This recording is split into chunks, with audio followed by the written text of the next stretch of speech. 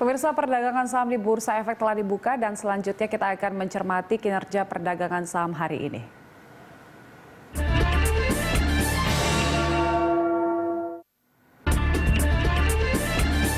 Dan untuk mengetahui pergerakan saham hari ini, pemirsa, kita telah terhubung dengan analis RHB Sekuritas, Andre Bendas. Selamat pagi, Mas Andre.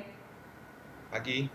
Ya, kita lihat indeks kita dibuka di zona hijau pada pagi hari ini, tidak banyak 1% ya. Tapi apakah ini menjadi titik terang untuk pergerakan indeks kita sepanjang hari ini?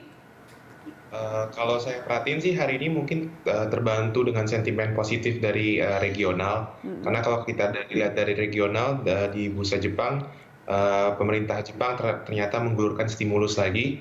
Jadi sehingga kelihatannya bursa di Asia ini pagi ini bisa cukup menghijau karena ada stimulus. Cuman balik lagi kita nggak tahu sampai kapan stimulus ini bisa bekerja, karena kalau kita tahu di bulan-bulan ini, terutama di minggu ini, banyak perusahaan yang mengeluarkan laporan keuangan untuk first quarter. Jadi memang di first quarter ini laporan keuangan merupakan salah satu indikator bagaimana dampak dari virus COVID-19 ke kinerja perusahaan di first quarter ini. Ya, itu dari regional. Kalau kita lihat global kan Eropa juga sebenarnya sudah mulai mereda dan ekonomi mereka sudah mulai ada aktivitas begitu pada hari ini. Menurut Anda ini cukup membantu tidak? Sebenarnya itu lebih ke sentimen aja sih, karena kalau kita lihat memang ekonomi sudah mulai terbuka, namun memang kemauan orang-orang untuk pergi keluar itu yang memang harus kita mungkin cermati lagi dalam 1-2 bulan gitu. Karena balik lagi apabila memang sudah ekonomi yang melemah dan ekonominya dibuka, tidak akan ada aktivitas ekonomi yang terlalu berarti. Namun ini merupakan hal yang baik untuk 1-2 bulan ke depan. Apabila ekonomi sudah dibuka, berarti ada kemauan dari orang-orang untuk keluar lagi. Sedangkan memang untuk daya beli, memang untuk di Eropa sendiri juga agak terganggu karena kan mereka sudah mulai memasuki resesi. Jadi kita expect mungkin ada sedikit pelemahan daya beli, tapi merupakan awal yang baik bagi ekonomi apabila mereka sudah mulai mengurangi lockdown dari masing-masing negara itu. Baik, kalau kita lihat histori di negara kita ya, pada awal bulan Ramadan kan biasanya dari tahun ke tahun itu konsumsi naik. Anda melihat fenomena kita di Ramadan kali ini seperti apa? Kalau saya lihat sih mungkin untuk konsumsi barang-barang staples food seperti makanan, saya lihat tidak akan terganggu. Karena kalau kita mencermati mungkin di first quarter ini di bulan Januari dan bulan Maret, karena ada efek lockdown dari beberapa daerah, jadi banyak masyarakat yang menyerbu supermarket, sehingga barang-barang konsumsi yang pangan itu saya rasa kinerjanya cukup baik.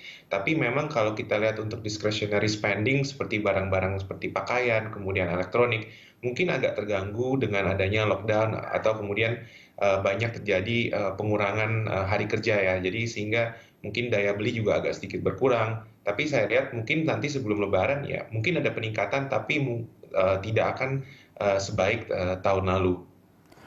Baik, Anda tadi sempat menyebutkan ada laporan-laporan kinerja dari emiten yang sedikit akan menjadi sentimen negatif seperti itu. Sektor apa saja yang paling mempengaruhi nanti? Kalau kita lihat mungkin dalam 2 minggu ke depan sektor perbankan merupakan emiten-emiten yang akan mengeluarkan laporan keuangan yang lebih dahulu. Jadi apabila dari laporan keuangan perbankan itu cukup negatif, bisa menjadi sentimen negatif bagi indeks kita. Tapi saya lihat kalau di first quarter ini kemungkinan besar impact negatif dari COVID-19 belum begitu terasa, karena memang full impact dari COVID-19 itu kan memang di bulan April. Jadi untuk bulan periode Januari dan bulan Maret itu sebenarnya bisa dibilang masih cukup netral dari impact COVID, walaupun sudah ada pengurangan kinerja di akhir Maret. Tapi kelihatannya impact-nya nanti itu akan lebih besar di second quarter dibandingin dengan first quarter. Artinya kita memang saat ini harus bersiap untuk dampak-dampak negatif ya dari COVID-19 untuk bulan ini dan juga bulan depan. Mas Andre, kalau Anda memberikan rekomendasi kepada investor kali ini, sektor apa saja yang bisa dilirik?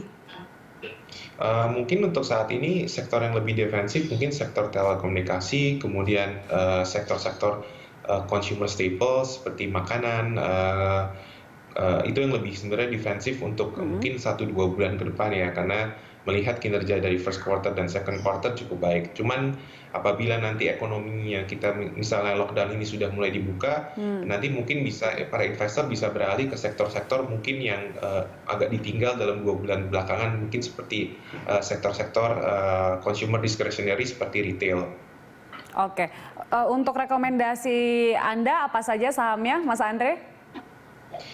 Kalau saat ini mungkin yang untuk defensif mungkin saham seperti Telkom, ICBP, Unilever. Untuk perbankannya mungkin kita bisa melihat Big Four Bank seperti BCA, BRI, dan Bank Mandiri. Itu yang lebih mungkin kurang bisa dibilang lebih defensif untuk 2-3 bulan ke depan. Ya, kalau kita lihat ini kan ada fluktuasi harga minyak belakangan ini. Saran Anda kepada para investor terhadap untuk sektor minyak? Sebenarnya kalau sektor minyak mungkin masih agak cukup tertekan ya, karena kalau kita lihat dari berita-berita di minggu lalu, memang harga minyak kontrak WTI sempat menyentuh harga negatif. Sebenarnya ini tidak terjadi di pasar spot ya, ini lebih ke financial transaction.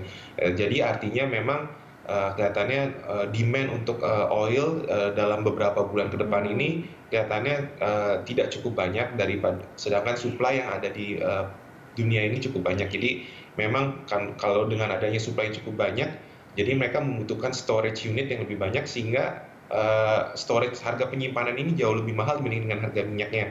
Makanya itulah yang lebih terjadi di dunia, makanya harga minyak kemarin kontrak untuk bulan April sempat negatif.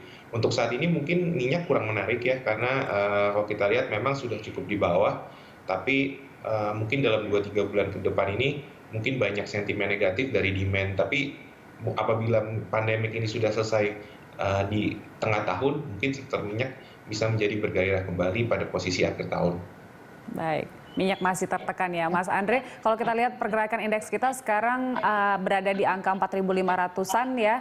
Prediksi Anda untuk hari ini, dan ini kan mengawali pekan kita juga, akan bergerak di rentang berapa, Mas Andre? Mungkin akan tradingnya mungkin di sekitar, mungkin karena range IHSG mungkin jadi sekarang lebih besar ya, mungkin penurunan dan kenaikan bisa sekitar 1-2%.